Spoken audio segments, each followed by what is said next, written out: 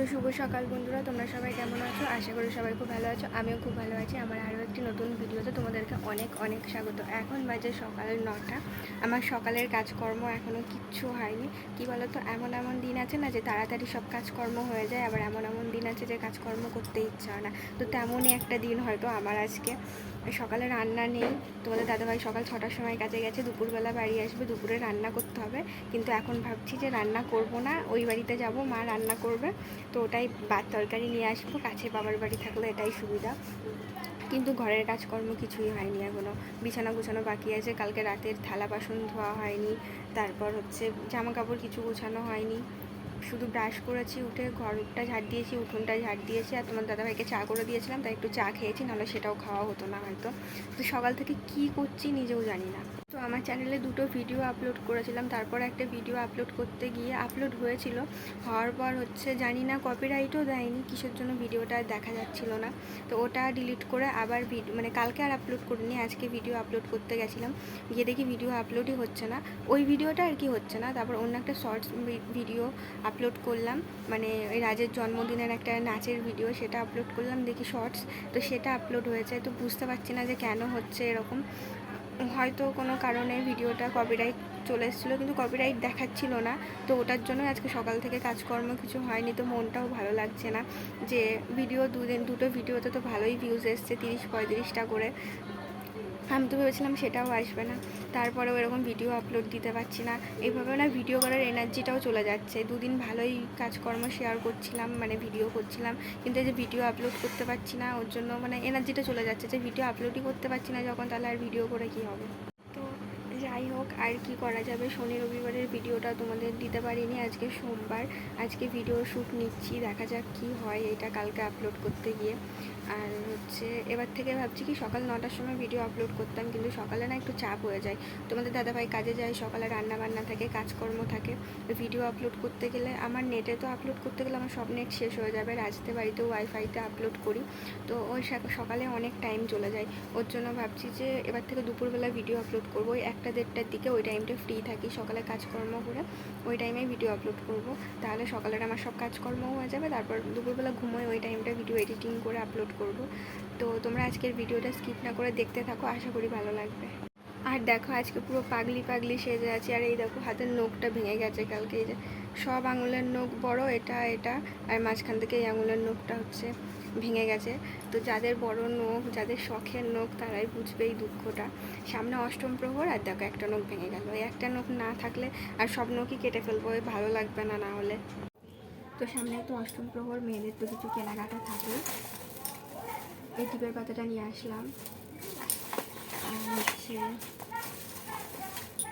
এই ছানা কাটা পাউডারগুলো মাল লাগবে, ওই বাড়িতে দিয়ে আসবো। এই ক্লিপটা, তারপর এই ক্লিপটা নিয়ে আসলাম। আর আমার ছোটো ক্লিপ চুলে আটে না, ওর জন্য বড়ো ক্লিপই নিয়ে আসতে হবে। আর এই নেল কাটারটা কবে থেকে তোমাদের দাদাভাইকে বলছি, ও নিয়ে আসছে না, আমাকে নিয়ে আসতে হবে। আর নিয়ে এসছি এই মালাটা।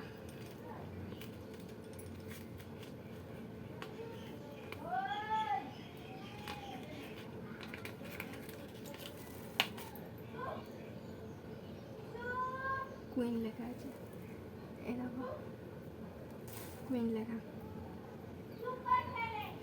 তো সকাল থেকে তো লাইট খেয়ে ঘুরে বেড়াচ্ছি, এখনও কোনো কাজকর্ম হয়নি। এই যে বাসন পড়ে আছে, বাসন ধোবো, রান্না করবো। 11টা বেজে গেল। তোমাদের দাদাভাইকে ফোন করলাম, দুপুর 2টোর সময় আসবে। তারপর মা আবার আম পাঠিয়েছে, আম কেটে আমের আচার করবো, আমগুলো কেটে শুকোতে দিতে হবে। তো দেখি কখন কি করি। তো তোমরা ভিডিওটা প্লিজ দেখতে থাকো। তো বানাবো আমের আচার, ওর জন্য আমগুলো এখন কাটবো। মাই প্রতি বছর বানাই, কিন্তু এবার বললো তুই বানা। ওর জন্য গেছিলাম সকালে, তখন মা আমাদের গাছের থেকে পেড়ে দিয়েছে। কি আঠা বেরোচ্ছে।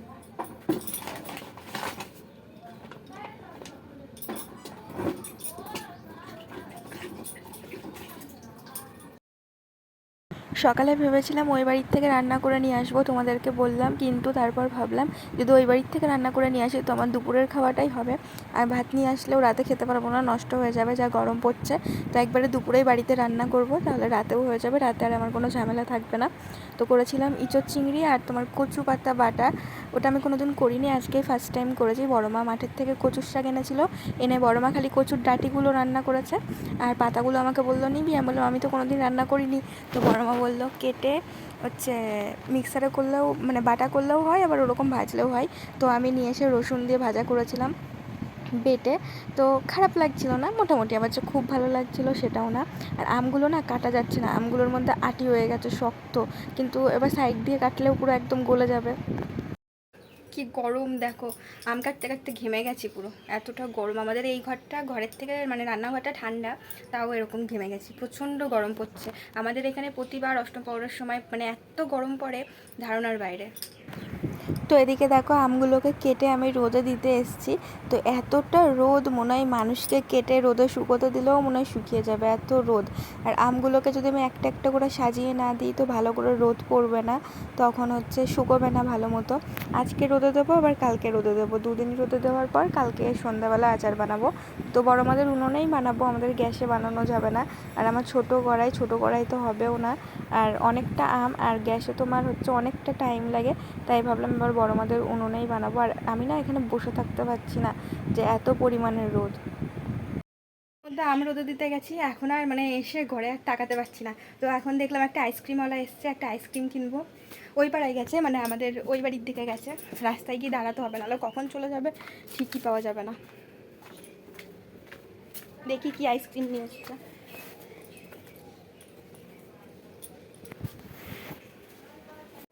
দেখো এখন আম মাখিয়েছি, আম খাবো, আর ওইদিকে ভাত হচ্ছে, তরকারি হয়ে গেছে, ভাত হচ্ছে তরকারি হয়ে গেছে, আর এদিকে আমি আম মাখা খাচ্ছি, একা একাই খাচ্ছি।